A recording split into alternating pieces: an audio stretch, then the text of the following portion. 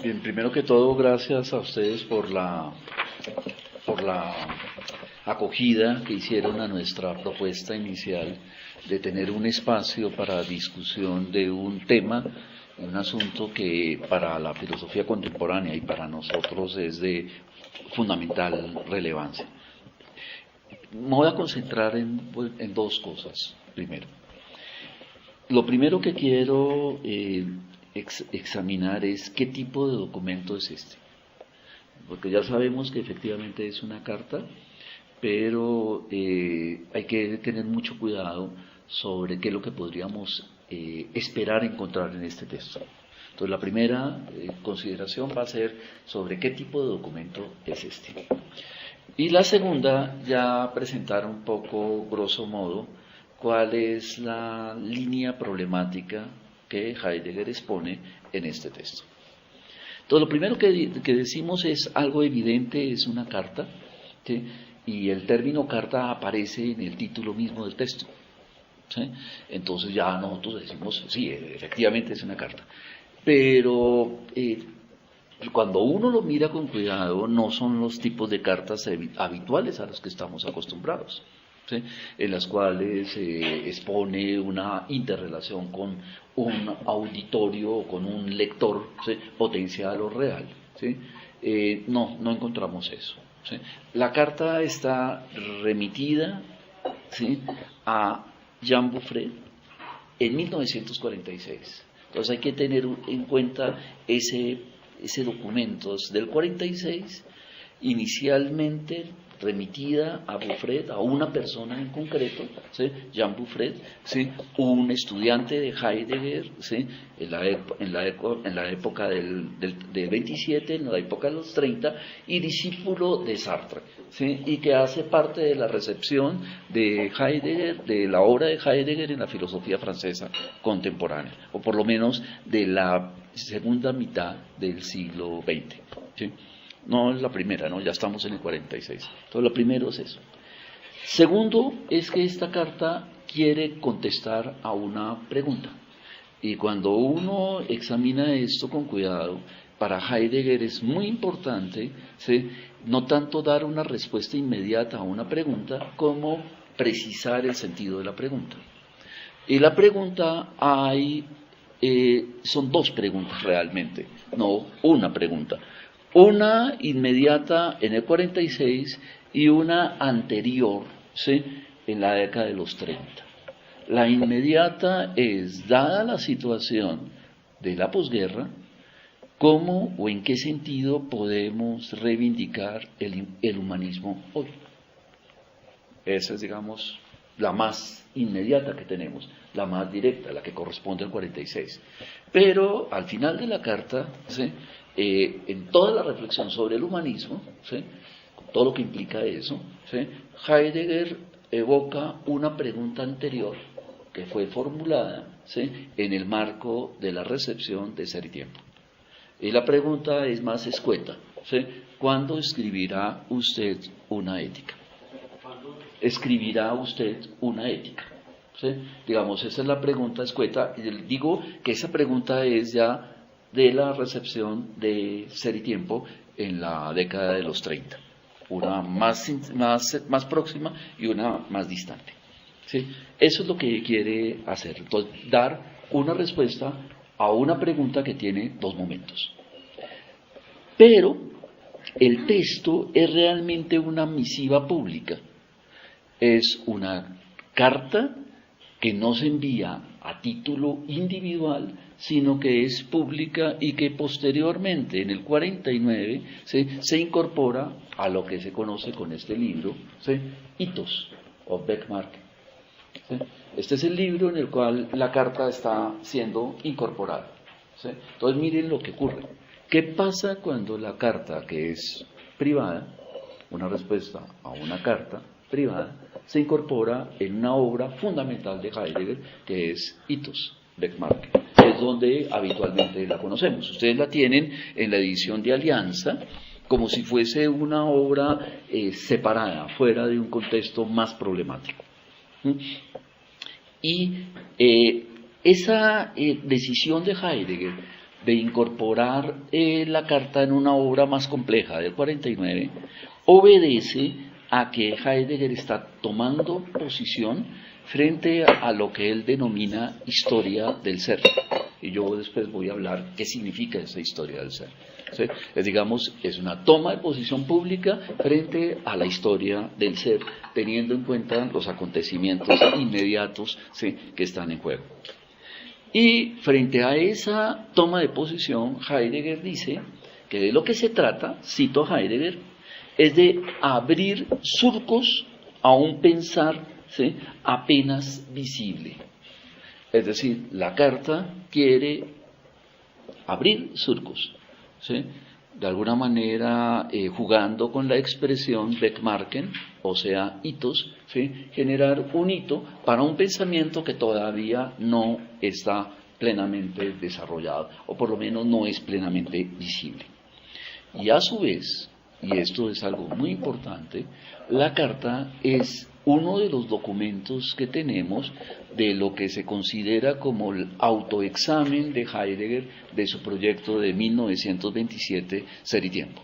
Ustedes ven que en la carta hay una serie de anotaciones, aunque sigue a Ser y Tiempo, hay una serie de anotaciones en las cuales está diciendo mi obra anterior, mi obra fundamental, ¿sí?, Ser y Tiempo, 1927, ¿sí?, quedó ambigua o es ambigua frente a los problemas que tenemos en este momento, ¿sí? No está a la altura, ¿sí?, de lo que tendría que haberse colocado. Y yo, con esta carta, con esto que estoy empezando a abrir, que es un nuevo pensamiento, ¿sí?, quiero responder a esa situación. Digamos, ese es el primer elemento que quiero que tengan en cuenta. Lo segundo, el corpus de Heidegger, ustedes encuentran habitualmente, ¿sí?, libros, ¿sí?, dos libros fundamentales, ¿sí?, Ser y Tiempo, ¿sí?, y Kant y el problema de la metafísica, que son libros en sentido de formato de lo que nosotros entendemos como un libro, una obra sistemática, si se quiere, o una obra en donde el filósofo está desarrollando todo su planteamiento. También encuentran lecciones, y es muy importante las lecciones en la comprensión de Heidegger, que son lecciones porque este es un gran profesor, ¿sí?, y que está desarrollando muchas de sus grandes tesis, ¿sí?, en términos de lecciones. Encuentran también, ¿sí?, conferencias de la altura de la pregunta por la técnica, que es una conferencia. ¿Sí? Una conferencia que tiene un contexto y un lugar en la comprensión del corpus heideggeriano de una manera muy clara, ¿sí? Y encuentran ustedes, ¿sí?, diálogos. Hay una serie de diálogos muy importantes, ¿sí? Uno decisivo, ¿sí?, el diálogo con el japonés, ¿sí?, que es un diálogo importante que es en torno a la discusión sobre la posibilidad del lenguaje, ¿sí?, y el diálogo sobre serenidad.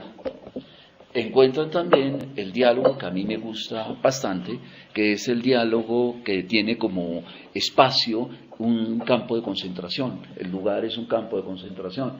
Es el diálogo entre un profesor, un viejo profesor, y un joven. ¿Sí? Un diálogo intergeneracional. Entonces también hay diálogos, ¿no? Es importante. Es el diálogo que se llama en el campo de concentración. Es un diálogo sobre campo de concentración.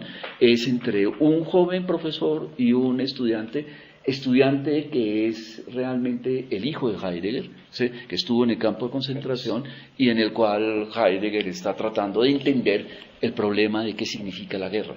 ¿Sí? Aquí tenemos una carta. Esta es una carta. Una carta que es 1946, o sea, si ustedes ven, es el primer documento importante de Heidegger después de la guerra. ¿Sí? No el único, porque van a encontrar este texto del cual yo voy a hacer alusión después, que es la pobreza. La pobreza es de 1945, ¿sí?, está terminando la guerra. ¿Sí? Y es un texto en el cual Heidegger también está reflexionando sobre el problema de la guerra. Cuando ustedes examinan los textos de Heidegger, es muy importante entender la situación hermenéutica. Toda reflexión heideggeriana se hace en una situación hermenéutica. ¿Cuál es la situación hermenéutica de esta carta? ¿Sí? Un segundo antes que siga. Y hay también anotaciones. Anotaciones, sí. Bueno, hay uno que, gracias Gustavo, hay uno que es fundamental, ¿sí? Es para muchos comentaristas la segunda obra importante de Heidegger. La primera es Ser y Tiempo, y la segunda obra importante, decisiva, en la cual esta obra se está empezando a marcar, ¿sí? Es la obra de 1936, ¿sí? Que se conoce con el nombre de Beiträge zur Philosophie, contribuciones a la filosofía, o sobre el acontecimiento. Esa obra es decisiva, es una obra póstuma, ¿sí? Fue publicada obviamente después de la muerte de Heidegger, pero es decisiva porque muchos de los elementos que ustedes encuentran acá, ¿sí? Solo se pueden entender de cara a la obra de 1936, ¿sí? Que es Contribuciones a la Filosofía, que uno diría son notas o algo así, pero no, eso es una obra completa, ¿sí? Que es la reflexión de Heidegger sobre cuál es la tarea de la filosofía en el mundo contemporáneo. Bien. Entonces, estaba hablando sobre la situación hermenéutica. ¿Cuál es la situación hermenéutica de este texto? Y podemos decir, la situación hermenéutica es la posguerra. Acaba de ocurrir la guerra, ¿sí? Europa está devastada, Alemania está igualmente empobrecida, por eso voy a hacer alusión al texto sobre la pobreza. En esto es lo que estamos, ¿sí? Ubicados. Frente a una situación así, parece que nosotros queremos tener respuestas y soluciones. Y parece que la respuesta y la solución frente a la guerra es la reivindicación del humanismo. O sea, la reivindicación de los valores, la reivindicación de la existencia, el valor de la existencia humana. Frente a la guerra parece que el humanismo empieza a ser como una alternativa. ¿Sí?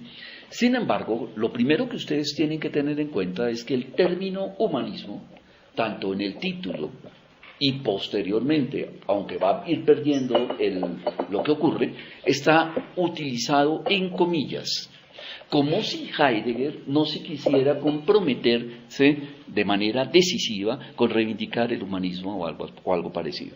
Es un término entre comillas, ¿sí?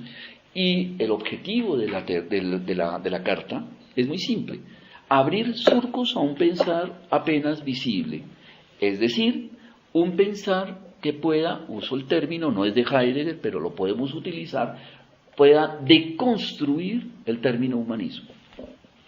Deconstruir el término humanismo, o en términos heideggerianos, hacer una crítica fenomenológica al término humanismo. Y por eso lo decisivo no es ofrecer una respuesta, sino abrir un camino en el pensar, es decir, preguntar por el humanismo, atender a una pregunta, ¿sí? Atender a una pregunta que ya había sido formulada anteriormente, en el 27, en la recepción de la obra de Ser y Tiempo, ¿no? Que es muy simple, ¿no? ¿Cuándo escribe usted una ética? Pareciese que nosotros estamos acostumbrados a que cuando hay momentos de crisis y de enorme dificultad histórica, ¿sí?, la respuesta es salir con una ética. Y parece que las éticas responden a los problemas. Y lo que va a demostrar Heidegger, ¿sí?, es un poco la no utilidad, o mejor, el no responder positivamente a esa pregunta del muchacho, ¿sí?, en sus clases de Ser y Tiempo, ¿sí? ¿Qué es lo que quiere hacer? ¿Sí? ¿Cómo evitar eso? Pensar la humanitas del homo humanus, que es diferente a la animalitas o a la bestialitas. O sea, pensar la humanitas del homo humanus. Esa es una formulación un poco, pareciese una de esas frases circular, ¿sí? Porque uno diría, ¿cómo así? Humanitas del homo humanus, ¿sí? Y centrar la reflexión en ese primer punto. Bien. El tercer elemento que quiero anotar, ¿sí?, a nivel de inicio, ¿sí?, es que esa pregunta es una pregunta vigente hoy y que esta carta, que está ubicada en el 46, resulta ser una carta iluminadora para nuestro siglo XXI, ¿sí?, sobre todo para el siglo XXI. ¿Sí? Es por esa razón, ¿sí?, que en 1999, ¿sí?, frente a la recepción de la Carta sobre el Humanismo, ¿sí?, Peter Sloterdijk, ¿sí?, Petra, ¿sí?, construye una respuesta, entre comillas, a la Carta heideggeriana sobre el humanismo. ¿Sí?, en un texto muy importante, que lo vamos a examinar posteriormente, que es Normas para el Parque Humano, ¿sí?, en la cual ustedes van a ver, cuando entren a mirar el texto de Sloterdijk, la profunda sincronía que hay con la carta del 46 de Heidegger y con la toma de posición de Heidegger frente al problema del humanismo.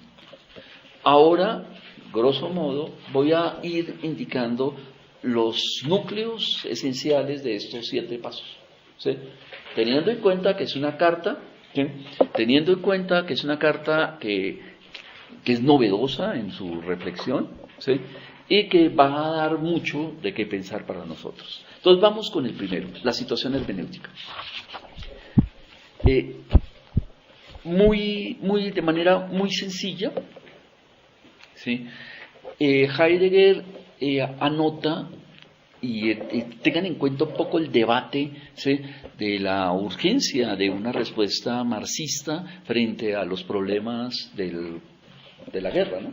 Está en juego Marx ahí, hay que hacer algo, ¿sí?, y hay que hacer algo porque definimos que lo humano, o el hombre, es un ser de acción. Y Heidegger lo que va a empezar a desmontar es que esa idea de el hombre como un ser de acción, ¿sí?, como un ser que actúa fundamentalmente, ¿sí?, es una concepción metafísica de lo humano, y que de alguna manera tenemos que pensar, ¿sí?, no en términos de acción, sino en términos de lenguaje, en términos del lugar en el que mora el hombre. El lenguaje es la morada del ser, no la acción, sino que es el lenguaje la morada del ser. Una afirmación que va a estar a lo largo de toda la conferencia, de toda la carta, dando vueltas una y otra vez. Y que por lo tanto, si el lenguaje, ¿sí?, es la morada del ser, ¿sí?, ahí tenemos que entender esa formulación en el doble sentido del genitivo subjetivo y del genitivo objetivo. El genitivo subjetivo es que es el ser el que determina el lenguaje, y no al revés, ¿sí?, y en el sentido objetivo es que solo el ser aparece en el espacio del lenguaje. El gran reto que tiene el presente para Heidegger es poder liberarnos de las interpretaciones técnicas del pensar y del obrar, ¿sí?, interpretaciones técnicas que han estado marcadas por la primacía del logos frente a la realidad, ¿sí?, que es un lugar común en todas las reflexiones de Heidegger, ¿sí?, en cualquiera de los problemas que quiere asumir. Y acá encontrarán ustedes uno de las expresiones que más le gustaban al profesor Guillermo Hoyos, ¿sí?, de Heidegger. El profesor Hoyos, ¿sí?, que no era un amante de Heidegger, sí reivindicaba esta expresión que es muy importante. Cito la expresión: este juicio es comparable al procedimiento que intenta valorar la esencia y facultades de los peces en función de su capacidad para vivir en tierra seca. ¿Sí? Y inmediatamente lo que va a decir es que nuestro presente está acosado por una situación paradójica para el pensar, y es que el pensamiento está en dique seco, está en un espacio seco. El espacio seco es fundamentalmente el espacio dominado por el logos, por la lógica y fundamentalmente por la ciencia, que nosotros creemos que toda la actividad del pensar es una actividad científica, y no entendemos, ¿sí?, que los peces, ¿sí? Los peces, el espacio en el que están los peces es el agua y no algo seco, no algo seco. Él ya está asumiendo que lo que estamos en este momento es, y aunque Europa está devastada, la situación de la destrucción de la guerra y todo lo que tiene es por una destrucción más fundamental, más de fondo. Y la destrucción es que justamente el pensar está en dique seco. El pensar no está en el medio que le corresponde adecuadamente.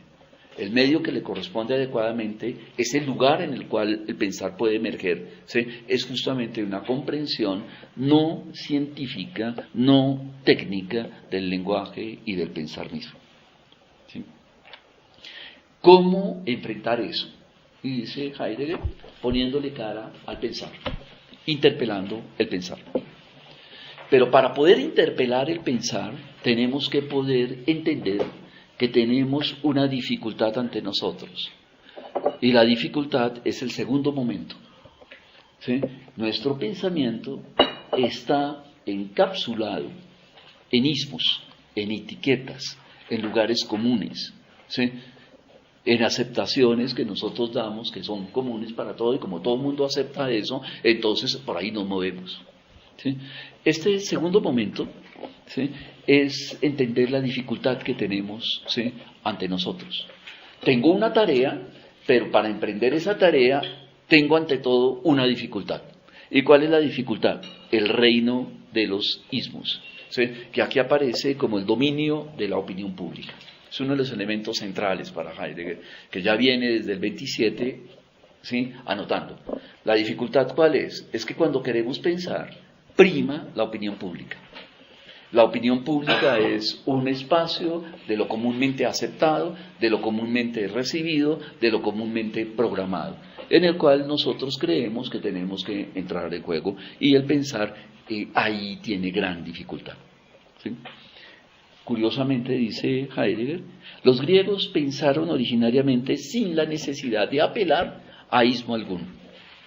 ¿Sí? Es decir, el platonismo, el aristotelismo, todo eso es posterior al mundo griego. Ellos no pensaron pensando en tener una etiqueta para indicar su modo de pensar. Siempre pensaron lo mismo. Y como lo dice la famosa idea de Sócrates, la famosa afirmación, que es muy bonita, ¿sí?, de la refutación que tiene el sofista frente a lo que piensa Sócrates. Le dice, tú siempre piensas lo mismo y solo has pensado lo mismo. Y Sócrates le dice brillantemente, y no solamente lo mismo, sino de la misma manera. No solamente lo mismo, no solamente pienso lo mismo, sino que lo hago de la misma manera. ¿Sí? Un poco la idea de Heidegger es que el pensamiento siempre ha estado orientado en torno a lo mismo. Y eso mismo es lo que él denomina el ser. ¿Sí? El ser, ¿no? Cuando el pensar pierde su relación con lo mismo, que es el ser, el pensar se instrumentaliza y cae en el terreno de la información, la escuela y la empresa cultural. ¿Sí? Y esa es una gran dificultad que tenemos. ¿Sí? La pregunta por el humanismo, y creo que ese es uno de los problemas que nuestra comunicación quiere examinar a lo largo de todo el año, cuando preguntamos por los límites del humano, queremos evitar caer en la información, la escuela o la empresa cultural. ¿Sí?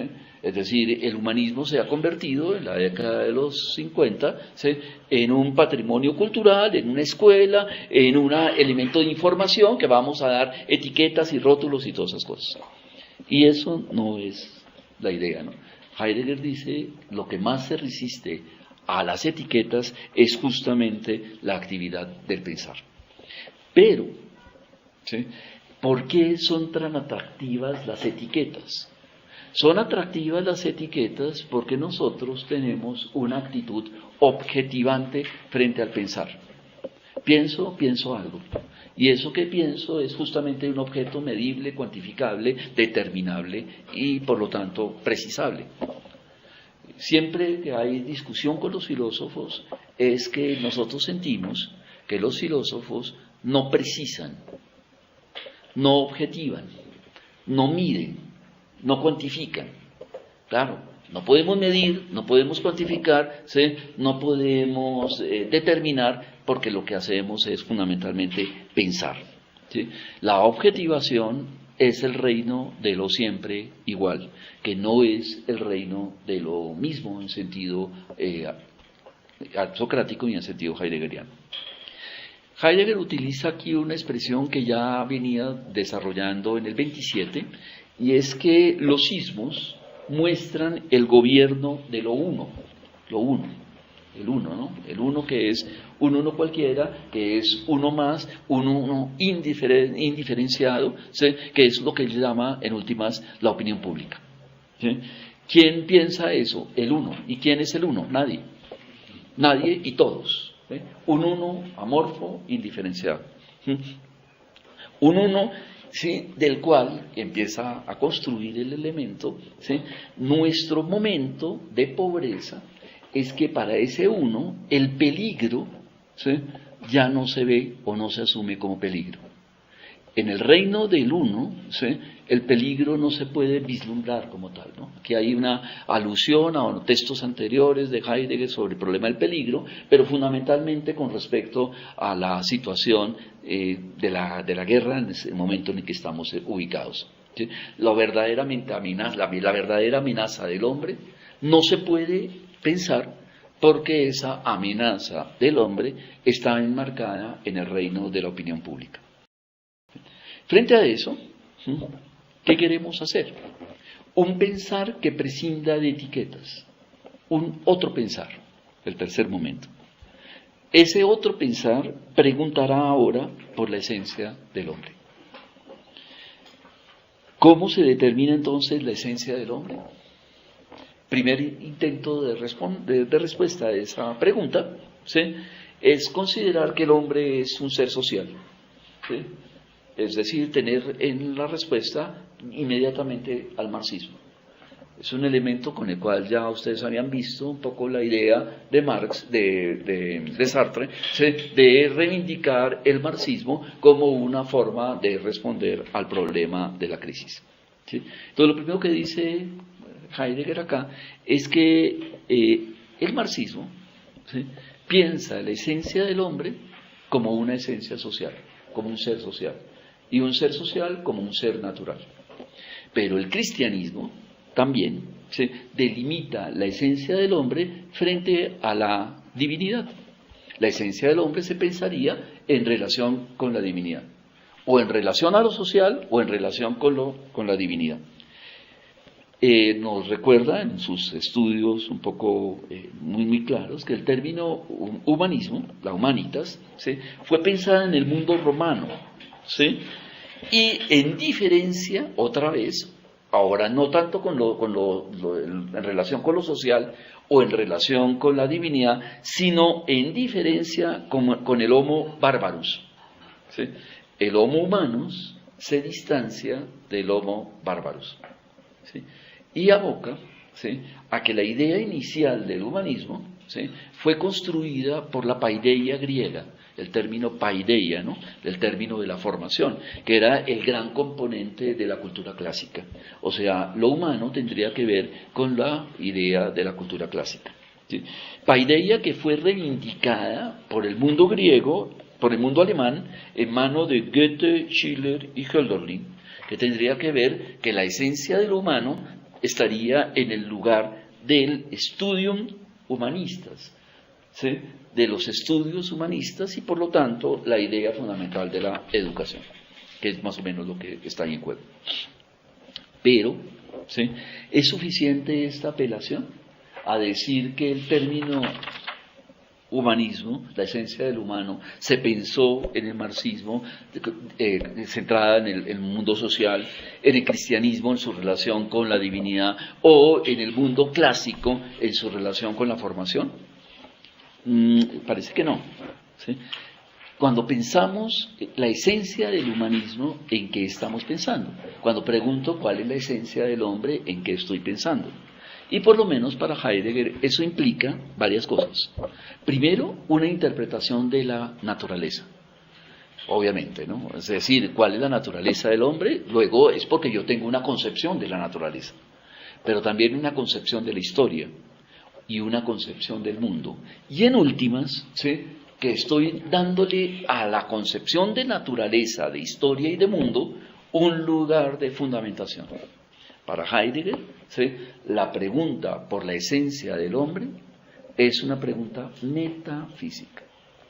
Y de alguna manera, ¿sí?, cuando estamos pensando por los límites de lo humano, ¿sí?, estamos moviéndonos en esta tradición que considera que cuando estamos pensando en lo humano, estamos pensando en una cierta metafísica. ¿Qué dice esa metafísica? Que la esencia del humano, así lo aprendimos, ¿sí?, en Aristóteles, ¿sí?, por lo menos, la esencia del humano es poder decir que el hombre es un animal racional, ¿sí?, un animal racional, ¿no? Son logón ejón, un ser dotado de razón. Pero también podemos decir que porque está dotado de razón es un son politicón, ¿sí?, es decir, es un animal político. Tenemos la doble formulación, animal racional y animal político, ¿sí? Pero esas dos formulaciones realmente, ¿sí?, están mostrando, ¿sí?, que el lugar del humano es el lugar de un ser intermedio, que es algo que ya se había visto con Ficino, ¿sí?, y que habían visto ustedes anteriormente, ¿sí?, Pico de la Mirándola. con Pico de la Mirándola, ¿no?, que el hombre es un animal intermedio entre los animales y los dioses, ¿sí? Ese problema del intermedio, del Zwischen, como lo va a formular Heidegger ahora, que está entre, ¿sí?, es lo decisivo. El hombre es un ser entre los animales y entre los dioses, ¿sí? En términos de Heidegger, ¿sí?, esto implica pensar, si lo pensamos en términos de medio, ¿sí?, cuál es el habitar del hombre, cuál es su lugar de estancia, ¿sí? Y eso por un dato central que ya lo desarrolló en Ser y Tiempo, y es que lo constitutivo del hombre es su existencia, su existir, su estar volcado, ¿sí?, o expulsado o proyectado, ¿sí?, al mundo. Aquí hay un elemento, si se quiso separar de Marx, ¿sí?, se quiso separar también del cristianismo y se quiso separar de la concepción clásica de la humanidad, también se va a separar del biologicismo. Y en un punto central hay un texto que nosotros queremos mucho, que es las conferencias del 28 y 29 de Heidegger, las lecciones del 28 y 29, ¿sí?, que son Mundo, Finitud y Soledad, en la cual Heidegger está pensando qué pasa con el hombre en su relación animal, si se quiere pensar, que no era algo que estaba claramente en Ser y Tiempo, ¿sí? Y acá va a traer una de las ideas centrales, ¿sí?, de esas lecciones, que es la siguiente: el cuerpo del hombre es algo distinto de un organismo animal. Y aquí va a tener que desarrollar una concepción fenomenológica del cuerpo que va a ser uno de los grandes aportes de Heidegger en la década del 29 en adelante. Es decir, parece que Ser y Tiempo todavía dependía de una concepción muy materialista, por decirlo así, del cuerpo, ¿sí? Ahora vamos a necesitar un concepto fenomenológico del cuerpo y nos permitirá separarnos de la concepción biologicista del hombre. La esencia del hombre consiste entonces en su existencia, ¿sí? Y apenas formula eso, dice, pero la esencia del hombre está atravesada, nosotros, por una dificultad más profunda que la de los simples ismos. Es una dificultad fenomenológica que consiste en lo siguiente, ¿sí? Pensar lo próximo es lo más difícil para el trabajo fenomenológico. Lo próximo, lo que tenemos más a la mano, es lo más difícil de pensar. Nosotros pensamos las cosas distantes, pero pensar lo próximo es muy complejo, ¿sí? Pensar aquello que soy yo mismo, ¿no? Pensar lo otro, sí, perfecto. Y pensar aquello que soy yo mismo, aquello que me identifica como tal, es una gran dificultad. ¿Sí? Y en particular, pensar el ser vivo.